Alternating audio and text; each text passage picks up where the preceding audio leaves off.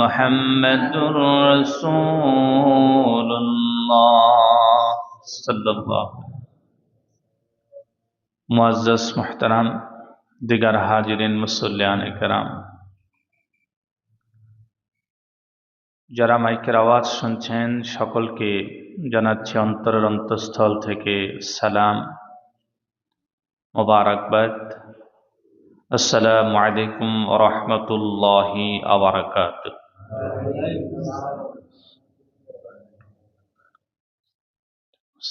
আপনারা সবাই ভালো আছেন? ভালো রেখেছেন কে? আল্লাহ। ভালো রাখতে পারেন যিনি, তিনি কে? আল্লাহ। আল্লাহ। আসুন আমরা সকলে সেই মহান আল্লাহ রাব্বুল ইজ্জাত ওয়াল জালালের দরবারে শুকর আদায় করছি। সকলে আমরা পড়ছি আলহামদুলিল্লাহ। প্রিয় ভাইয়েরা, আমরা আজকে আলোচনা করব, আমাদের মাঝে উপস্থিত হয়েছে শবে মেরাজ। আজকে আমরা শবে মেরাজ এর বিষয়ে আলোচনা করব। আল্লাহ তাআলা আমাদেরকে তৌফিক দান করুক, তার আরশ আজিম থেকে কিছু ইলম, আমাদেরকে খাজানা থেকে কিছু ইলম দান করুক। সকলে বলি আল্লাহুম্মা আমিন। প্রিয় ভাইয়েরা, আল্লাহ রাব্বুল আলামিন পবিত্র কোরআনুল কারীমের ভিতরে শবে মেরাজ সম্পর্কে একটি আয়াত নাজিল করেছেন। বলেন আলহামদুলিল্লাহ।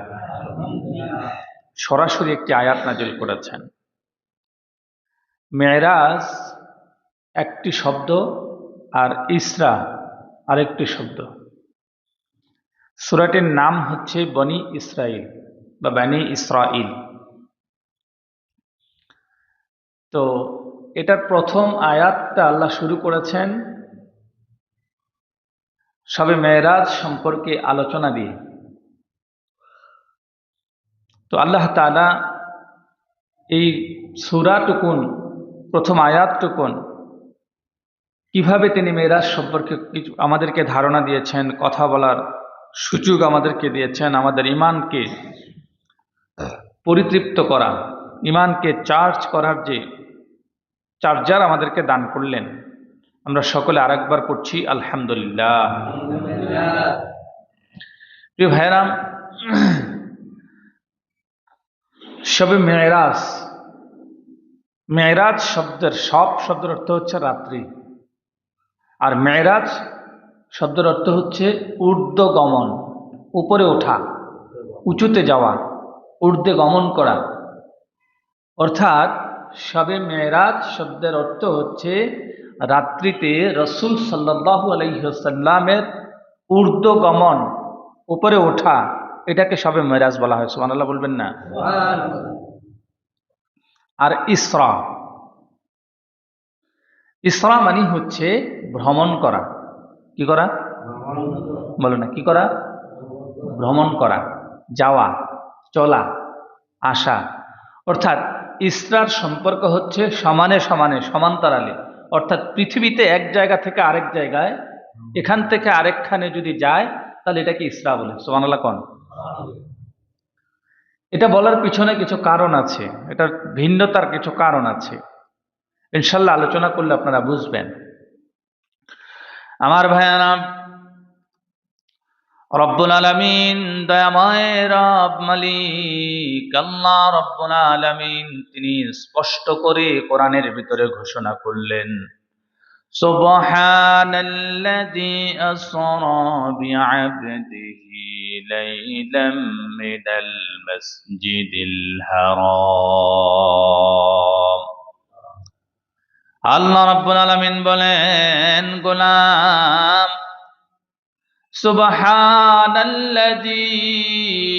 তিনি পূত পবিত্র সত্তা, তিনি পূত পবিত্র মালিক, তিনি রব, যিনি মহাপবিত্র, তার চাইতে পবিত্র আর কেউ নয়। তিনি আল্লাহ বলছেন, সুবহানাল্লাযী আসরা বিআবদিহি, আল্লাহ রাব্বুল আলামিন বলছেন, পবিত্রতম আল্লাহ যিনি কি করেছেন, আসরা বিআবদিহি, যিনি ভ্রমণ করিয়েছেন তার বান্দাকে। সুবহানাল্লাহ বলবেন না? ইসরা, আসরা, সুবহানাল্লাযী আসরা বিআবদিহি, যিনি তার বান্দাকে ভ্রমণ করিয়েছেন। এখানে আব্দ বলতে স্বয়ং রাসূল সাল্লাল্লাহু আলাইহি ওয়াসাল্লাম। তাফসীরের ভিতরে পাওয়া যায় এখানে আব্দ শব্দটা ব্যবহার করার পিছনেও কারণ আছে। প্রথমে আল্লাহ তাআলা পরিচয় দিলেন, কারণ এটা এমন একটা ঘটনা ছিল, এমন একটা বিষয় ছিল, তখনকার সময়ে কাফেরেরা এই কথা শোনার পরে তারা হাসি ঠাট্টায় মশকরায় তারা একজন আরেকজনের সাথে মশকরা করছিল, তো মুহাম্মদ মনে হয় একটু পাগল টাগল হয়ে গেছে। নাউজুবিল্লাহ কইতেন না? আরো জোরে করেন না নাউজুবিল্লাহ। আমার বায়ানাম,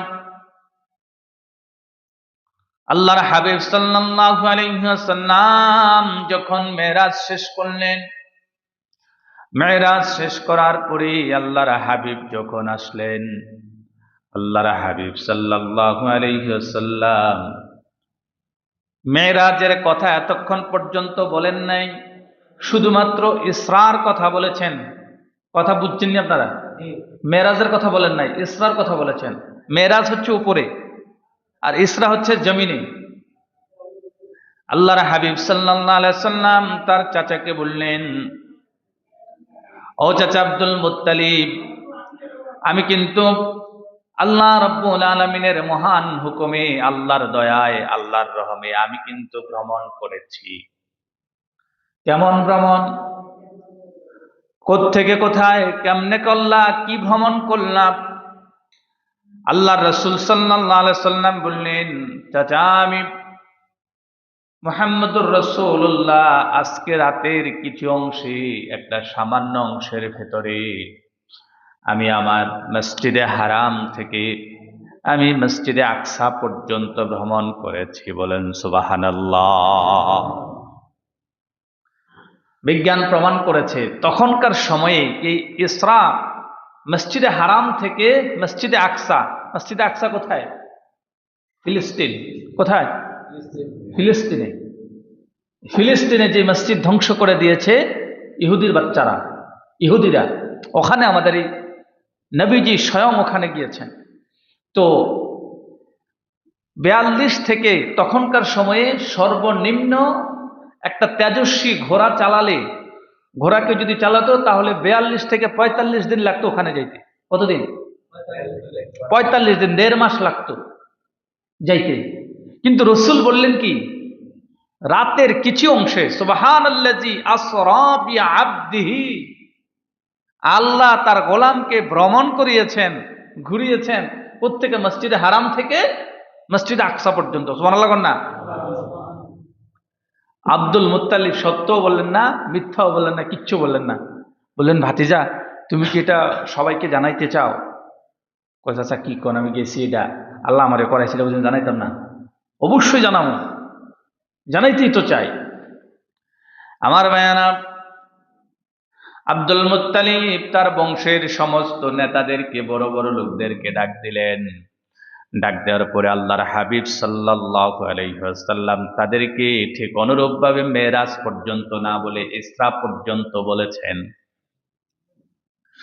ইসরা পর্যন্ত বলার পরে সবাই তো অবাক, কি কয় মুহাম্মদ নাকি আজকে রাতের কিছু অংশে নাকি মসজিদে হারাম থেকে আকসা পর্যন্ত ভ্রমণ করেছে, অথচ এটা কমসে কম 45 দিন সময় লাগে যেখানে যাইতে, আর মুহাম্মদ গেছে আবার আসছে, আবার কয় রাতের কিছু অংশে। মুহাম্মদ মনে হয় পাগল হয়ে গেছে। বলেন নাউজুবিল্লাহ।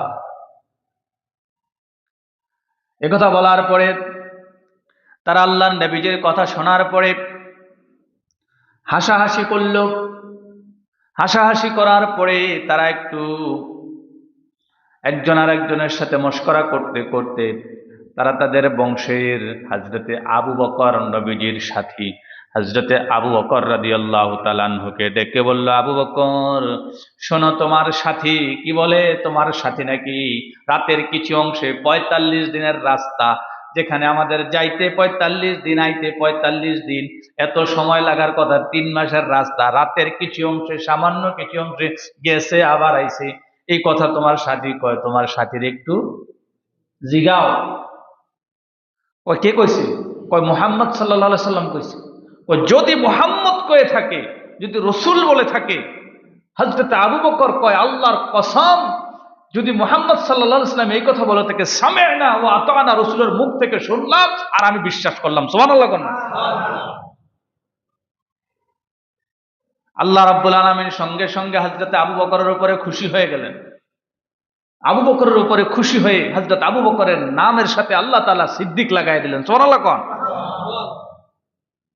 আবু বকর যেহেতু শুনছে আর মানছে, কোনো প্রশ্ন নাই, কোনো জিজ্ঞাসা নাই, রসুল বলছে যেহেতু মাইনা ফেলছে, তখন আল্লাহ তাকে সম্মাননা দিলেন। বলে আবু বকর আজকের থেকে শুধু আবু বকর নয়, হযরত আবু বকর সিদ্দিক রাদিয়াল্লাহু তাআলা আনহু। বলেন না সুবহানাল্লাহ। আমার ভাইয়েরা, হযরত আবু বকর রাদিয়াল্লাহু তাআলা আনহুর কথা শোনার পরে কাফেরেরা খুশি হতে পারে নাই। আল্লাহর হাবিব সাল্লাল্লাহু আলাইহি সাল্লাম এবার তিনি মেরাজের কথা বলা শুরু করলেন। কাফেরেরা কয় এতদিন তো কুদুর ভালোই কইছি, ও অন্ত বিপদ আরো বাড়াইছে, সারছে কাম।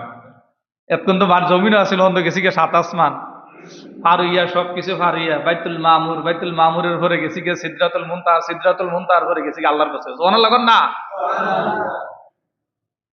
হযরত আবু বকর কয় আমি এটাও বিশ্বাস করলাম। সুবহানাল্লাহ কোন রসুল কইতে দেরি, আবু বকর কয় আমি বিশ্বাস করতে দেরি করি না, কারণ আমার রসুল কইছে। সুবহানাল্লাহ কইতেন না? আমার ভাইয়ানা, হযরত আবু বকর রাদিয়াল্লাহু তাআলা আনহু যখন এর স্বীকৃতি দিলেন, এই স্বীকৃতি পাবার পরে আল্লাহর রসুলের কলিজাটা অনেক বড় হয়ে গেছে। আল্লাহর হাবিব সাল্লাল্লাহু আলাইহি সাল্লাম সাহস করে আবার সবার কাছে এই ঘটনা বলতে শুরু করলেন। কাফেরের মধ্যে কয়েকজন বুদ্ধিজীবী থাকে না, আমাদের দেশে কিছু বুদ্ধিজীবী আছে না, কথা কন না কেন? এই যে অমুকরে চালায়, হুমুকরে চালায়, কেমনে চলবো, কি করব, কি হইব, কি হইতে পারে, বুদ্ধিজীবী থাকে না? কাফেরদের মধ্যেও কয়েকজন বুদ্ধিজীবী আছিল।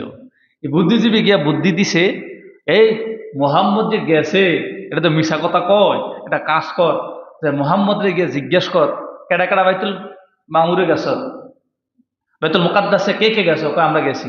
কয়টা দরজা জানালা কি কি আছে জানাচ্ছি? কয় জানি তো। কয়টা? কয় জানালা এতটা, দরজা এতটা, হ্যাঁ এতটা লাইট, এতটা, এরকম এরকম এরকম পরিস্থিতির সব কিছু। এখন আল্লাহ রসুল যে গেছে, আল্লাহ রসুল কি দরজা গন্ত গেছে? কথা কন না। জানালা গন্ত গেছে? হ্যাঁ, এটা রংটা কিরম, এটা চাইতে গেছে? কিচ্ছু না। রসুল যে আসছে কোনো কিছু মনে নাই। বুদ্ধিজীবী বুদ্ধি দিছে, কয় চল কাফেরের একদল মুহাম্মদকে গিয়ে জিজ্ঞেস করি যে ওইখানে কয়টা দরজা আছিল, কয়টা জানালা আছিল, কয়টা সিঁড়ি আছিল, এবং এটার রংটা কেমন ছিল। এরকম ভাবে রসুলকে এসে প্রশ্ন শুরু করছে। বুদ্ধিজীবী বুদ্ধি দিছে, শয়তান্না বুদ্ধি ফাইয়া আইডিয়া করে রসুলটা ধর। এবার বলে একদিন ভ্রমণটা করছে, এবার যে মিছা কথাটি কইছে অনেক প্রমাণ হইব। আয় যদি কইতে পারে তাহলে বোঝা যাবে ওটা গেছে, আর না কইতে পারলে বোঝা যাবে ওটা মিছা কথা। রসুলটা ধরতে আসছে, মোহাম্মদকে জিজ্ঞেস করতে, মোহাম্মদকে সুযোগ দেয়া যাবে না। আমার ভাইয়েরা, কাফেরেরা একটা দল এসে আল্লাহর নবীজিকে পরীক্ষা করার জন্য তারা চেষ্টা করলেন। তারা চেষ্টা করে আল্লাহর হাবিবকে কিছু প্রশ্ন করলেন। এই প্রশ্নগুলো করার পরে আল্লাহর নবীজি একটু কিংকর্তব্য বিমূঢ় হয়ে গেছেন। কারণ আল্লাহর নবীজি বাইতুল মুকাদ্দাসে যে গিয়েছেন, মসজিদে হারাম থেকে বাইতুল মুকাদ্দাস, আল্লাহর হাবিব সাল্লাল্লাহু আলাইহি সাল্লাম যে গিয়েছেন, তিনি ওখানে জানালা গনতে যান নাই, দরজা গনতে যান নাই, নবীজি ওখানে সিঁড়ি গনতে যান নাই, রং গনতে যান নাই, ওখানে কেমন সবকিছু বলতে করতে গনতে যান নাই। এ কারণে আল্লাহর হাবিব সাল্লাল্লাহু আলাইহি সাল্লাম কিছুটা কিংকর্তব্য বিমূঢ় হতে হতে দেরি হয়েছে। কিন্তু আল্লাহ রাব্বুল আলামিন নবীজি যে একটু পেরেশান, নবীজি যে একটু চিন্তিত, নবীজি যে একটু ভাবছেন, এটা আল্লাহ দেখেনি। কথা কন না, দেখেনি? দেখেনি? আমার ভাইয়ের, আল্লাহর হাবিব সাল্লাল্লাহু আলাইহি সাল্লাম মনে মনে আল্লাহর সাহায্য চাইলেন। আল্লাহ নাসরুম মিনাল্লাহি ওয়া ফাতহুম করিব।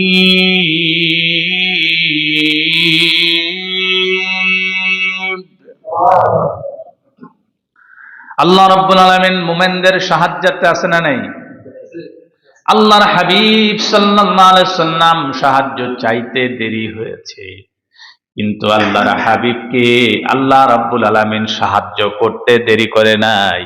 জিব্রাইলকে ডাক দিয়া কয়, জিব্রাইল যাও যাও, মসজিদে হারামে আমার নবী আছে, মসজিদে আকসাকে তুমি টান দিয়ে তোমার হাতের তালুতে নিয়ে আমার নবীকে দেখায়া দাও।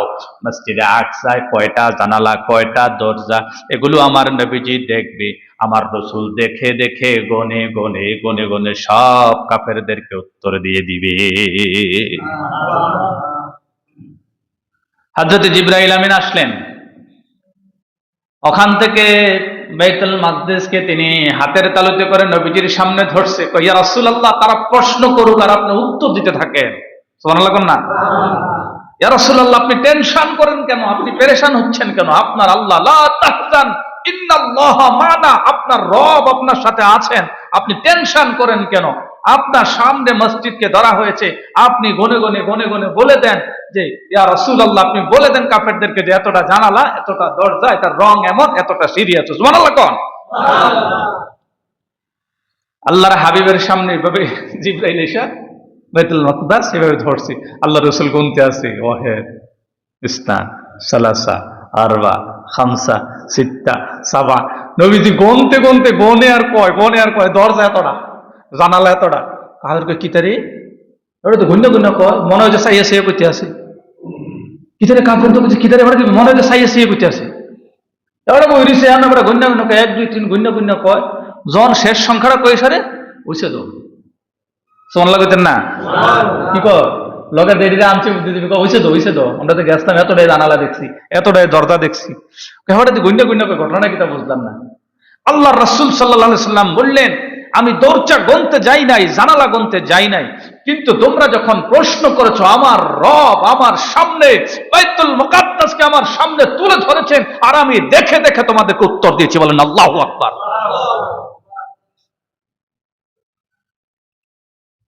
আমার ভাইয়ানা, প্রশ্ন হলো,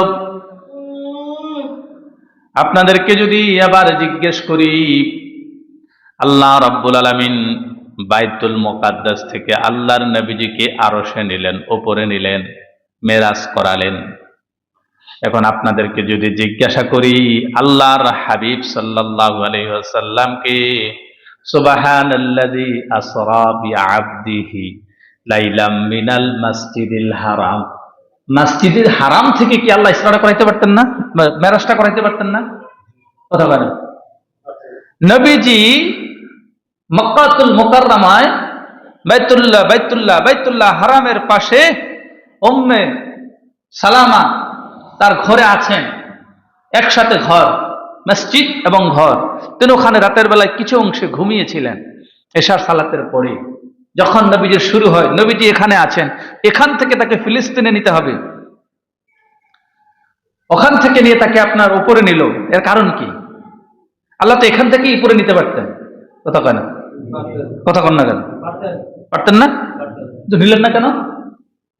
তাফসীর পড়তে গিয়ে দেখলাম কি আজীব, আল্লাহ তাআলা এটার ভিতরে একটা বিশেষত্ব রেখেছেন। আল্লাহ তাআলা এখান থেকে সরাসরি নেন নাই, কারণ ওখান থেকে সরাসরি আল্লাহ নিয়েছেন।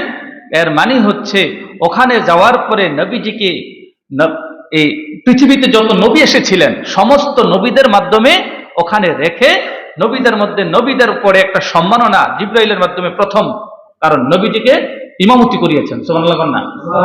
এই জন্য আমাদের নবীকে, যেহেতু সমস্ত নবী ওখানে ছিলেন, সমস্ত নবীরা 2 রাকাত নামাজ পড়তে বললেন, নবীরা ছিলেন, নবীরা ওখানে দাঁড়িয়ে আছেন, সকলে কাতারে বসেছেন, আমাদের নবীজিও বসেছেন। জিবরাইল আমিন এসে আল্লাহর নবীজির হাত মোবারক ধরে নবীজিকে টেনে এনে মেহরাবে পৌঁছাই দিছে, ইমামতির জায়গায় পৌঁছাই দিছে। দেওয়ার পরে আল্লাহ নবীজিকে বললেন, সবাই চাচ্ছে খালি কে ইমামতি করবে। জিবরাইল আমিন সরাসরি নবীজিকে মেহরাবে না ঢুকাই দিছে। তখন নবীজি সমস্ত নবীদের ইমামতি করেছেন, আর আমাদের নবী তখন লকব হয়ে গেছে ইমামুল আম্বিয়া। সুবহানাল্লাহ না, ইমামুল আম্বিয়া, সমস্ত নবীদেরও সুবহানাল্লাহ কইতেন না? কারণ সমস্ত নবীরা ছিলেন, ইব্রাহিম ছিলেন, আদম ছিলেন, ঈসা ছিলেন, সবাই ছিলেন, কিন্তু আমাদের নবী টেনে এনে আমার নবীকে দাঁড় করাইছে। তার মানে কি? তিনি ইমাম, নবীদেরও ইমাম, ইমামুল আম্বিয়া, সমস্ত নবীদেরও নেতা। সুবহানাল্লাহ কোন? প্রথম। দ্বিতীয় বিষয় হচ্ছে আল্লাহ তাআলা, আপনারা জানেন যে দুইটা স্টেপে রসুলের, একবার বলছি ইসরা, এরপরে হচ্ছে মেরাজ। এখান থেকে সরাসরি যেই দরজাটা দিয়ে আল্লাহ তাআলা নবীজিকে উঠাবেন, উপরে আকাশে উঠাবেন, আকাশগুলো থেকে উঠাবেন, উপরের দিকে যে উঠাবেন আল্লাহ তাআলা, ওই মসজিদে আকসার থেকে একেবারে সোজা আসমানে ঢুকলে সরাসরি যেই দরজাটা ছিল, ওই দরজাটা সরাসরি বাইতুল মাকদাসের সোজাসুজি বরাবর থাকার কারণে আল্লাহর হাবিব সাল্লাল্লাহু আলাইহি সাল্লামকে মসজিদে হারাম থেকে তাকে মেরাজ না করিয়ে মসজিদে আকসা থেকে মেরাজ করিয়েছেন। সুবহানাল্লাহ বলবেন না? রাস্তা সহজ করছেন। উপরে গিয়ে তাকে এদিক সেদিক নেন নাই, নিচে ইসরা করিয়ে তাকে মেরাজ বরাবর যখন করাবেন তখন মসজিদে আকসা থেকে একেবারে সোজা বরাবর। আর ওখান থেকে কিতাবের ভিতরে পাওয়া যায় নবীজিকে ইস্তেকবাল দেওয়ার জন্য, নবীজিকে গ্রহণ করার জন্য, নবীজিকে রিসিভ করার জন্য সেখানে হাজার হাজার লক্ষ কোটি ফেরেশতা দাঁড়িয়ে গিয়েছিল, যারা নবীজিকে সালাম দিতেছিল। বলেন না সুবহানাল্লাহ। আমার ভাইয়ারা, আল্লাহর হাবিব সাল্লাল্লাহু আলাইহি ওয়াসাল্লাম এর মেরাজের পিছনে বড় একটা ঘটনা পাওয়া যায়। আল্লাহর হাবিব সাল্লাল্লাহু আলাইহি ওয়াসাল্লামের মেরাজের পিছনে বড় একটা ঘটনা আছে। মেরাজ যখন সংঘটিত হয় তার সামান্য কিছুদিন পূর্বে আম্মাজান খাদিজাতুল কুবরা রাদিয়াল্লাহু তাআলা আনহা, তিনি এই পৃথিবীর মায়া ত্যাগ করে তিনি চলে গিয়েছিলেন। নবীজি তার বড় একটা সাপোর্ট, তার ডান হাত, যাকে নবীজিকে সবসময় যেই খাদিজা তিনি আগলে রাখতেন, সকল দিক থেকে নবীজিকে সাপোর্ট দিতেন, সকল দিক থেকে নবীজিকে ভালোবাসতেন, নবীজিকে এত সাহস দিতেন। নবীজি খাদিজার মৃত্যুতে নবীজি অনেক বেশি মর্মাহত হয়ে গেলেন। খাদিজার টেনশন অনেক। খাদিজা যখন মারা গেলেন, আল্লাহর নবীজি এত এত এত কঠিন এক সময় পার করছিলেন। নবীজির ভেতরে ধুমড়ে মুছড়ে যাচ্ছিল। কারণ হাতে ব্যথা পেলে এটা নিয়েও কাজ করা যায়, চলা যায়, পায়ে ব্যথা পেলেও কিছুটা চলা যায়, কিন্তু শারীরিকভাবে মনের ভেতরে যদি ব্যথা থাকে তাহলে আর দেহ চলে না। কথা বলেন ঠিক না? নবীজি তখন এই ব্যথা নিয়ে, দুঃখ, কষ্ট, ব্যথা, বেদনা নিয়ে নবীজি খুব ব্যথাবিদুর পরিস্থিতিতে ছিলেন। নবীজি খুব পেরেশান ছিলেন। এই পেরেশানির মধ্য দিয়ে হঠাৎ করে আবার আল্লাহর নবীজির চাচাও ইন্তেকাল করলেন। নবীজি আরো বেদনা, নবীজি আরো বেশি পরিমাণে মর্মাহত হলেন। ঠিক কিছুদিন পরে এই মেরাজ সংগঠিত হয়, যাতে আল্লাহর নবীজি দিন প্রচারে, তৌহিদ প্রচারে, ইসলাম প্রচারে, দিন প্রচারে একটু চাঙ্গা হতে পারেন। স্বয়ং আল্লাহ রাব্বুল আলামিন নবীজিকে মেরাজ করানোর মাধ্যমে আল্লাহর হাবিব সাল্লাল্লাহু আলাইহি সাল্লামকে চাঙ্গা করেছেন, নবীজির মনটাকে ভালো করেছেন। বলেন না সুবহানাল্লাহ। নবীজির মনটা খারাপ হয়ে গিয়েছিল, ভীষণ দুর্বল হয়ে গিয়েছিলেন নবীজি। পাশের ডান হাত, বাম হাত, আশেপাশের মানুষ সব চলে গেল, নবীজি একা হয়ে আছেন। তখন নবীজি যখন মেরাজ করালেন, আস্তে আস্তে করে নবীজি সম্বিত শক্তি ফিরে পেলেন এবং নবীজি আবার পুরাদমে ইসলামের পক্ষে, দিনের পক্ষে, কোরআনের প্রচারে, ইসলাম প্রচারে নবীজি নিজেকে নিয়োজিত করলেন। বলেন না সুবহানাল্লাহ। আমার ভাইয়ানাম, আল্লাহর হাবিব সাল্লাল্লাহু আলাইহি ওয়াসাল্লাম তিনি যখন প্রথমে বুরাক তারপরে রফরফ দুইটা বাহন তিনি পরিবর্তন করেছিলেন, আকাশ পর্যন্ত নবীজিকে একটা বাহন দিয়েছিল। তারপরে আল্লাহ রাব্বুল আলামিন আকাশের উপরে নবীজিকে চলার জন্য রফরফ দিয়েছিলেন। আর নবীজিকে আকাশ পর্যন্ত নবীজির সাথে জিবরাইল ছিলেন। এরপরে আর নবীজির সাথে জিবরাইলও যাওয়ার অনুমতি ছিল না। আবার কেউ কেউ বলেন না, নবীজি সবটা সময় জুড়ে রাসূলের সাথে ছিলেন। বলেন সুবহানাল্লাহ। আমার বায়ানা, প্রথম আসমান, দ্বিতীয় আসমান, তৃতীয় আসমান, চতুর্থ আসমান, পঞ্চম, ষষ্ঠ, সপ্তম, সাতটা আসমানের ভিতরে নবীজিকে অসংখ্য নবী ফেরেশতারা তাকে ইস্তেকবাল দিলেন এবং রিসিভ করলেন, গ্রহণ করলেন। আস্তে আস্তে করে নবীজি উপরে গেলেন। উপরে যাওয়ার পরে ওখান থেকে নবীজির আকাঙ্ক্ষা ছিল রব্বুল আলামিনের সাথে দেখা করবেন। রব্বুল আলামিনের সাথে দেখা করা নিয়ে, রসুলের সাথে আল্লাহর দেখা হয়েছে কিনা এই বিষয়টা নিয়ে লম্বা কথা আছে।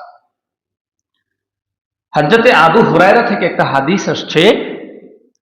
হযরতে আবু হুরায়রা তিনি বারবার বলতে চেয়েছেন যে আল্লাহর সাথে রসুলের দেখা হয়েছে এবং সরাসরি দেখা হয়েছে, কিন্তু এই মতটাকে আম্মাজান আয়েশা রাদিয়াল্লাহু তাআলা আনহা তিনি এটাকে গ্রহণ করেননি। তিনি বলছেন যে আল্লাহর সাথে সরাসরি আল্লাহর রসুলের দেখা হয় নাই, সরাসরি দেখা হয় নাই। তো এটা কিভাবে হয়েছে? তখন বলে যে আল্লাহ এবং রসুলের মাঝখানে 70,000 পর্দা রেখেছেন। 70,000 পর্দার আড়াল থেকে আল্লাহ রাব্বুল আলামিন তার নূরের তাজাল্লি ছেড়েছেন। নবীজি শুধুমাত্র আল্লাহর নূরের তাজাল্লিটুকুন দেখেছেন, আর কিছুই দেখেন নাই। আবার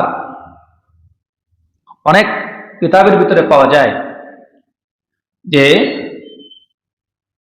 কোরআনে সরাসরি আছে, সুম্মা দানা ফাতাদাল্লা ফাকাবা কাউসাইনি আও আদনা। একটা ধনুক বরাবর দূরত্বে আল্লাহ এবং রসুল ছিলেন, ধনুক বরাবর।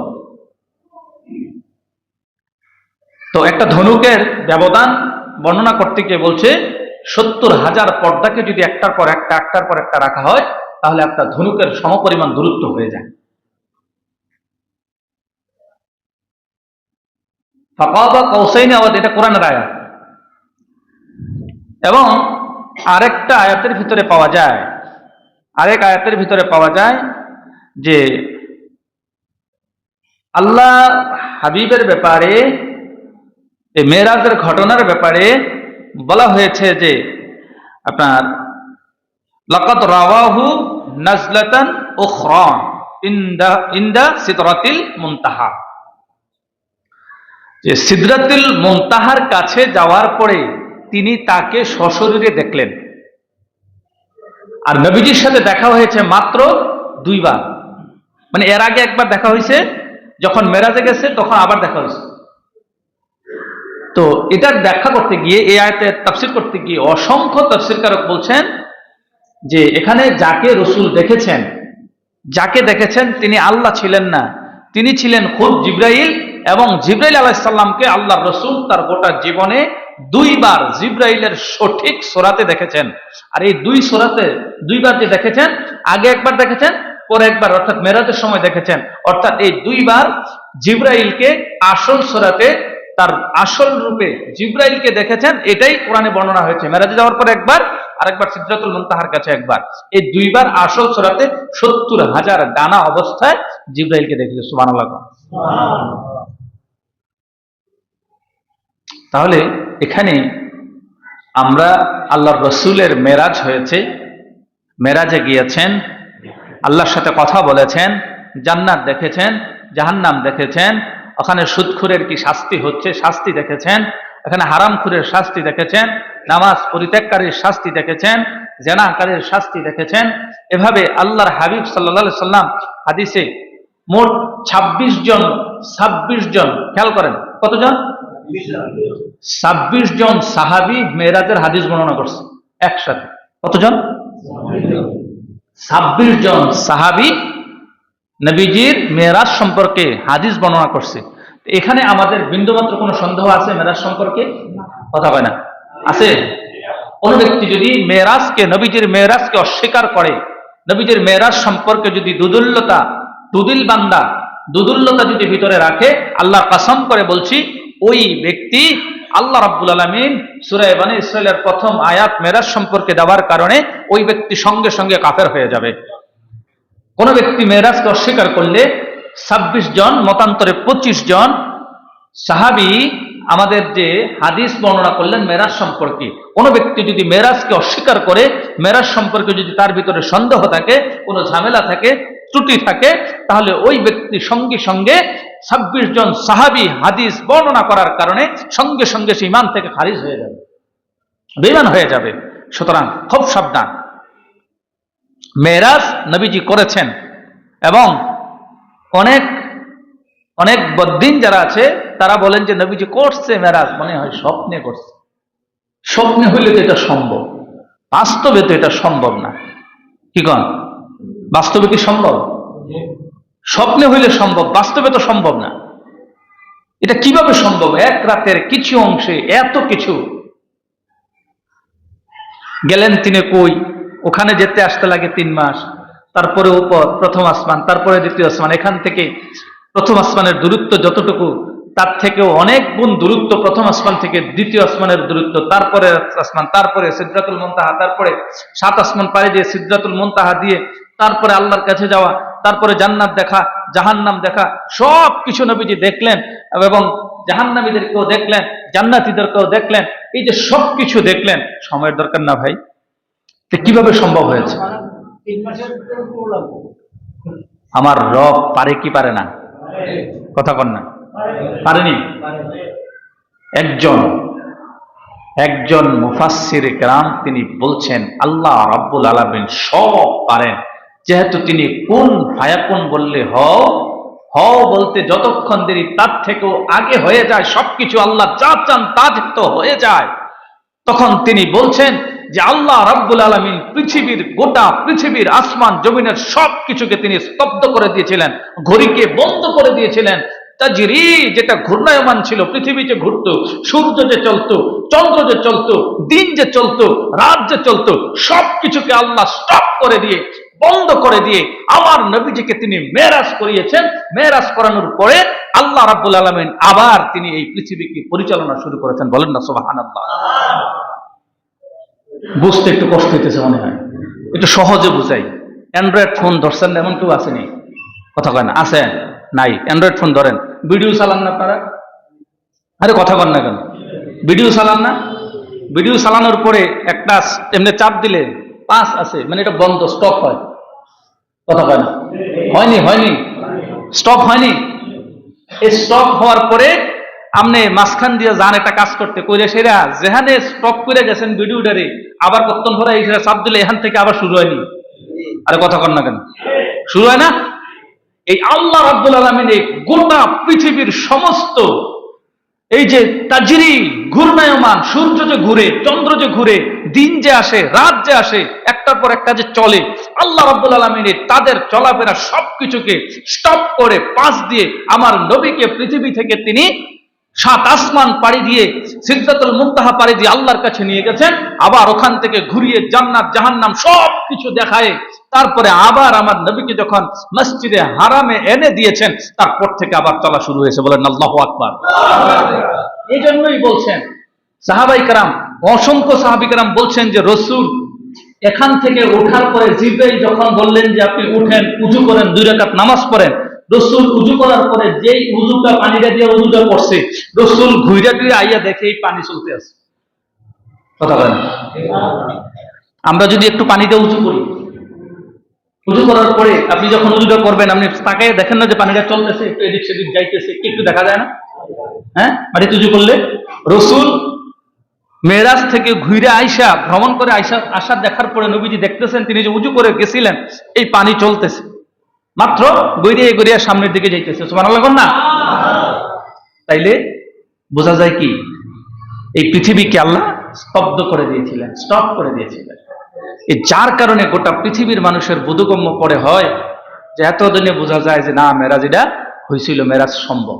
সুবহানাল্লাহ বলতেন না? আর জোরে কন্যা সুবহানাল্লাহ। এটা হচ্ছে আল্লাহ রাব্বুল আলামিনের নিদর্শন। নবীজি ওখান থেকে আসার পরে নবীজি এতটা চাঙ্গা হয়েছিলেন, রবের সান্নিধ্য পাওয়ার পরে নবীজি আগের চাইতে আরো বহুগুণ স্পিরিটে ইসলামের দাওয়াত, কালেমার দাওয়াত, কোরআনের দাওয়াত শুরু করেছিলেন। বলেন না সুবহানাল্লাহ। তাইলে আল্লাহ তো নিজেই বলছেন সুখের পরে কি দুঃখ, দুঃখের পরে সুখ। নবীজি আপন মানুষদেরকে হারিয়ে যতটা মর্মাহত হয়েছিলেন, আল্লাহ তার সান্নিধ্যে নিয়ে তাকে তার থেকে আরো কোটি গুণ বেশি আনন্দিত করে পৃথিবীতে পাঠাইছেন। সুবহানাল্লাহ। তাহলে আমরা মেরাজ বিশ্বাস করি কিনা? কথা কন না কেন? আমরা কি কাফেরদের মতো বিশ্বাস করি না আবু বকরের মতো বিশ্বাস করি? আরো জোরে কন। যারা পরে আছেন তারা কি আবু বকরের মতো বুঝবেন না? ভাব কইলে লাভ হইব না, কেউ বুঝবেন? যারা আগে থেকে শুনছেন তারা না বুঝবেন আবু বকরটা কি তা কইছি, কি কন? আবু বকরের কথা কি এর কইছি? আবু বকরে যারা পরে আছে তারা কি বুঝবো? তারা কইবে যে আমি এসে আজকে আমার ভাত খা, দেখো হ্যাঁ ফস লাগাই দেবো পড়ার ভিতরে, প্রত্যেক না লাগাই দিব ফেস ফস। এই জন্য প্রিয় ভাইয়েরা, আল্লাহ রাব্বুল আলামিনের এই নবীজিকে যে মেরাজ করিয়েছেন, এটা আমরা বিশ্বাস করি সরাসরি হযরতে আবু বকরের মতো। কার মতো বলেন? কার মতো? আবু বকরের মতো।